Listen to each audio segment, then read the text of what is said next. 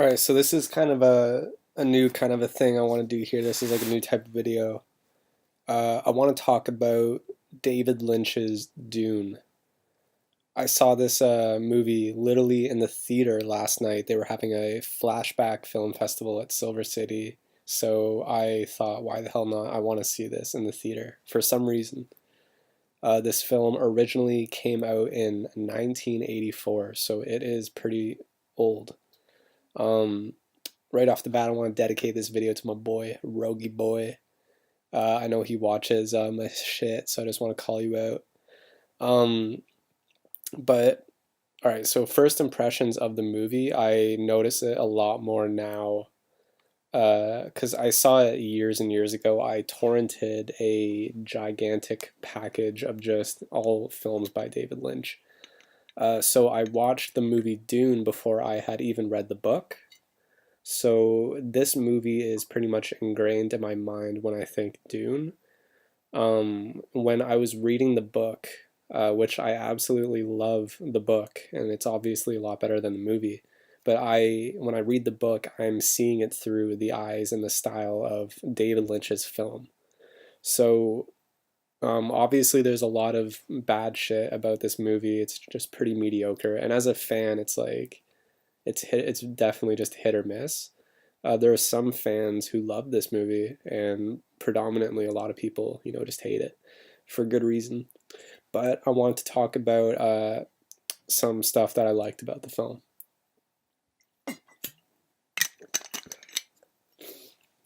So right off the bat, I want to say that David Lynch, from a very young age, has been one of my favorite directors.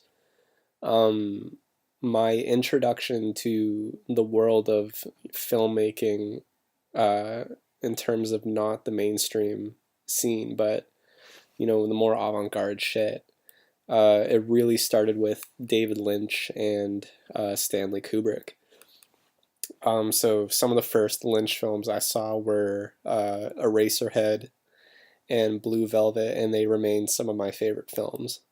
Um, they're just He has such a different style. It's a lot more ethereal. It's a lot more uh, definitely something out of the subconscious. It's just so different than any other filmmaker I think I've ever seen. And it's something that I personally enjoy more than most other, artistic or avant-garde directors. I think David Lynch is the perfect mix between having something that is uh, interesting and somewhat commercial, and then taking you into a strange, dark world with subconscious themes and definitely such a strange style. Um, he is formerly a painter. Well, I guess he still is. He comes from a painting background, so I think that definitely encourages the way he does films. Just in terms of just how trippy they are. Like he is treating it coming from the viewpoint as an artist first and a filmmaker second. Um, so back to Dune. Some things I like about it, and I should give a disclaimer that it's well known that the producers of this film screwed with David Lynch throughout the entire process. He doesn't even like to talk about this film in interviews. Basically, it's the classic tale of like a art director getting his big gig, but it turns out the producers are going to control tons of the production because they need to hit certain mandates in terms of what they think will be commercially successful. So they did that on this film. They took away a lot of, I don't know the specifics, but I'm assuming through the filming they took away some of his creative control. In editing, they did not give him the final cut. That was all given to the producers and the people financing the film. So there are parts of this film where I feel like David Lynch was actually coming out from the mediocrity. Like there was a sense of there's very few glimpses in this film, but there are very few parts of it that I feel like, okay, I can see that is from the mind of Lynch. And that is the kind of thing that keeps me, now and then coming back to this film. That's the one thing that stops it from being, completely unwatchable. All right, so things I like about it. First off, I think the style of this film is pretty cool. The the atmosphere of the film, I think they really nailed it in terms of the desert planet Arrakis. Uh, when the characters are out in the open desert, it's just really fucking cool. Like I love it. I think the House of Atreides, which is basically the good guys, I think I really like that style. I think that I think they nailed that. Um, I think the Fremen, however you say it, they got really good. I'm particularly a fan of the still suits, the design of them. They look really cool. I think they have aged incredibly well. Um, they just look really cool. Um, the they filmed the film in Mexico, and I think that everything to do with the desert and the dunes and just the atmosphere of Arrakis is really cool. I think they did a good job with that. Um, Adding to the atmosphere, and I think a big portion of it is the music done by Toto and Brian Eno. I actually think that there is a lot of this soundtrack that is incredible and definitely ahead of its time. I'm thinking of two particular tracks. There's the Prophecy theme by Brian Eno. That is a really incredible atmospheric track that they play when they're flying over the desert and various other scenes. There's another incredible track called Paul Meets Chani. Um, it is just so good. Like they really did a good job with the soundtrack. And when it isn't like when they're not playing like cheesy 80s guitar, some of the orchestral and electronic shit in this film is actually really good. And I definitely recommend looking up those two tracks. That's Prophecy Theme and Paul Meets Channy. I've actually used Paul Meets Channy as temp music in one of my short films. It's a really good track. And there are a lot of scenes in the film where those two tracks in particular really add such a cool, uh, like mesmerizing atmosphere to this film. I think those two tracks just that is half the reason I wanted to see it in the theater, because I wanted to experience the scenes with those tracks from the soundtrack. I think it's some good shit. Another thing I really liked about this film is the sandworms. I think they still look incredible today. The practical effects look awesome. They really give off a sense of scale. Um, and you just cannot take that away from this film. Like they did the sandworms really well. There's one particular scene with the music I mentioned before, and it's really trippy. It's after the main character Paul drinks this, like, I guess fucking it's like the water of life, and then these like sandworms come up, and they're fucking massive things. They're like 30.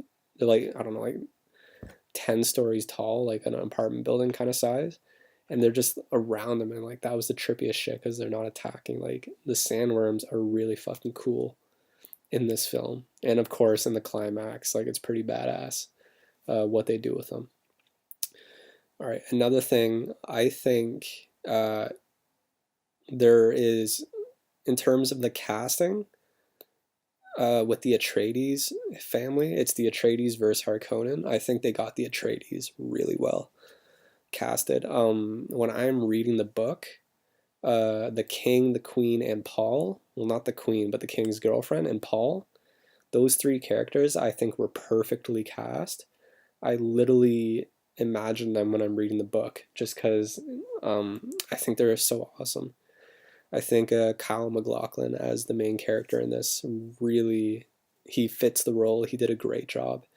The thing that I didn't think about after seeing this for so long ago is films are most effective when characters really transform throughout it, And the main character, I don't think they did it perfectly, but they definitely did it effectively, is the main character, Paul, definitely has a big transformation.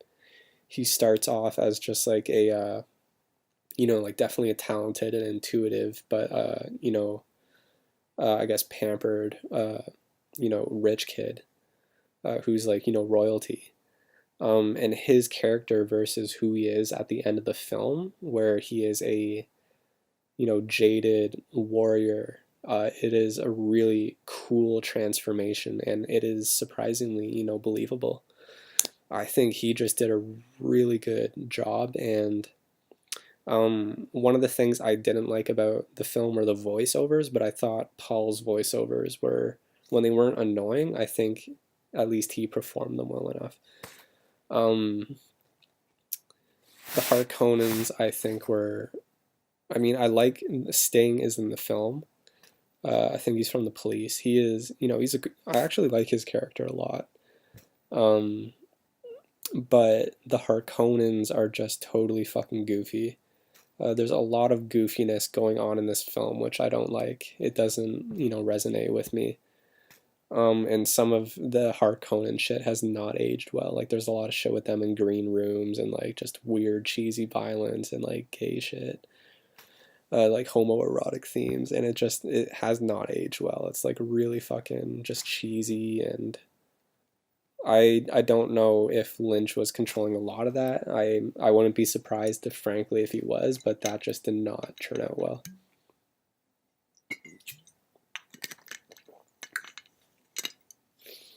All right, another thing I liked, and this is going back to the point I mentioned of where there are brief glimpses in this film where I feel like David Lynch's directing was actually preserved and coming out. So the main commodity of the universe and this universe of like Dune is a thing called spice, which is basically a substance you mine only on the planet Dune. And the cool thing about this shit is not only does it like what's the word? It's basically the resource needed for, galactic travel. But the trippy shit is it's also like a high class edible, and it's also a drug. It's a drug that expands your consciousness. That is some cool shit. And there are the scenes that I really like where I feel like Lynch and his typical stylistic tendencies come out is when the main character is literally doing spice, because this kind of opens up his mental capabilities later on, and so it leads to more scenes. Basically, there's a lot of cool dream scenes and literally drug tripping out scenes where Paul will fade into a montage of surreal imagery. And if you've seen Blue Velvet, there's a dream scene in that the same actor has, and it reminded me a lot of that. And I really like those scenes because that is David Lynch, doing his thing. The dream scenes and the trip out scenes, I think they add a really meditational, strange, surreal aspect to this film, and that's just another one of the things I like about this film. Another thing, it hasn't aged perfectly, but there is some pretty good, or not good. I don't know, good, but they're okay. There's some cool war scenes, fighting scenes in this film. There's a big climactic battle at the end of the film, it was pretty entertaining in the theater. I mean, you got Paul riding a fucking sandworm. Like, are you kidding me? While they're fucking shooting at the Harkonnen army from a big worm. Like, that is some cool shit. Because he tames the worm. It's just goofy fun at that point, and I liked the climactic battle.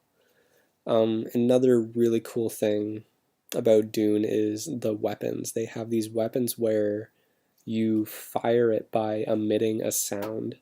So you say a certain word, and that has a certain effect on the weapon. So it can be like a, just a fucking explosive shot. It can be a flame. It can be just a normal shot, like anything. It is a really cool aspect that you can change the output of a weapon by what you verbally say. And there's some really cool imagery with what they do with these guns. In particular, there is a scene where Paul is training the Fremen army, which are the natives of Dune, and he's like, okay, here's a stone pillar of your hardest stone on this planet. And he's like, kick it, yell at it, try and cut it. None of that works. And then he's like, stand back, points his, sound gun at the fucking rock. And he says one thing and he fucking blows the thing apart. That is a really cool scene. Uh, I mean, that shit, yeah, that's just a badass scene and it's really aged well. It's just fucking cool. Whenever they use those guns, it's like the word they say becomes, instantly really loud. It meshes with the blast of the gun. It's just a really cool, unique effect. So I'm a big fan of that, and especially the fact that you can do so much damage with them is just pretty cool.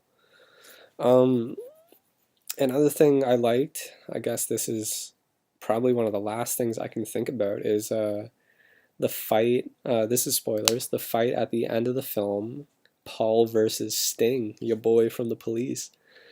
Uh, I don't know. It's just a cool extra little bit of action that they throw in after the big war, and it's just, I don't know. It's just a cool fight, and it ends with Paul killing Sting, obviously. But the cool part after that is Paul now doesn't need the gun to use words to cause damage, so he kills Sting, and then he just fucking yells at Sting's body, and he like causes an impact that makes a crater on the ground under the body. It is like a badass thing. He's like, "Fuck you." Like, he doesn't say that, but it's like that kind of a thing. And so I like that, and that's pretty much it. There is a lot of issues with this film. The Harkonnen stuff is really goofy. I think they fucked up on that. I think when you read the book, you can get a much more medieval vibe to everything that's going on here, and I think they really kind of went, just flat out fucking stupid with some of the stylistic decisions with the Harkonnens in this film. Um, Again, yeah, the voiceovers, they come in way too much, and people were laughing in the theater because there was some unintentionally funny shit with just how bad some of the voiceovers were. It's like Paul is getting attacked by a sandworm, and immediately he's like, is there a relationship between the worms and the spice? It's like, is that really what you're thinking about right now, dude? But I think if Lynch had final cut, we would see something very different. And I know there's fan edits of this film that are probably a lot better than what I saw in the theater.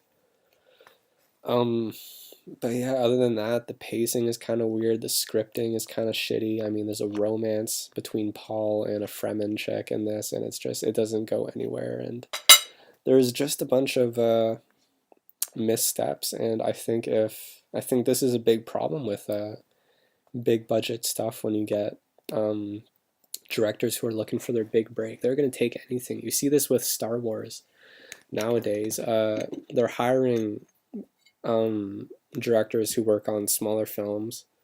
They're bringing them on to do big Hollywood projects. I should say the guy who did Chronicle, he seems relatively talented. They bring him on to do Fantastic Four, and by his admission, the producers are screwing with him. The film comes out like shit.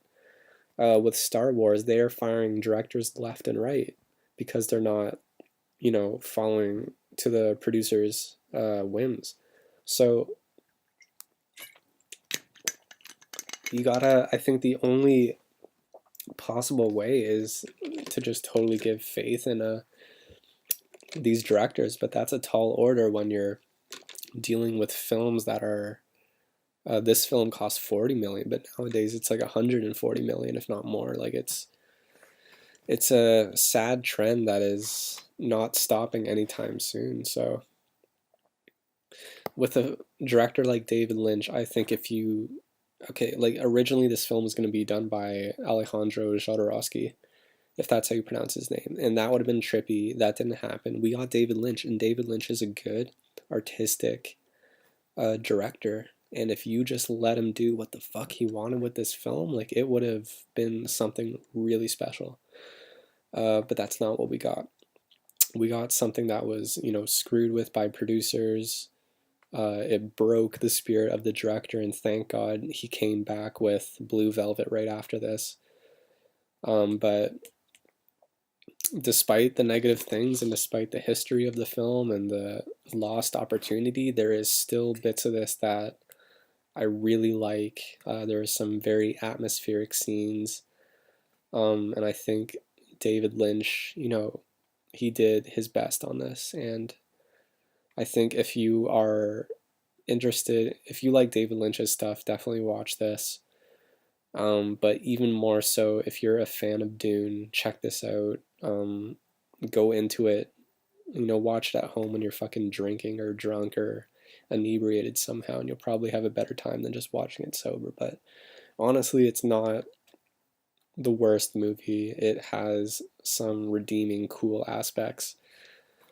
And I think you guys would like it, and I hope you maybe consider giving it a watch. But if not, I would definitely recommend giving David Lynch's films a try, specifically Blue Velvet. And he just has a lot of great stuff. So, and this is just another interesting piece of his filmography, and that's pretty much it. All right, well, I want to thank you for watching this video. Again, shout out to my boy, Rogie Boy. All right, have a good one.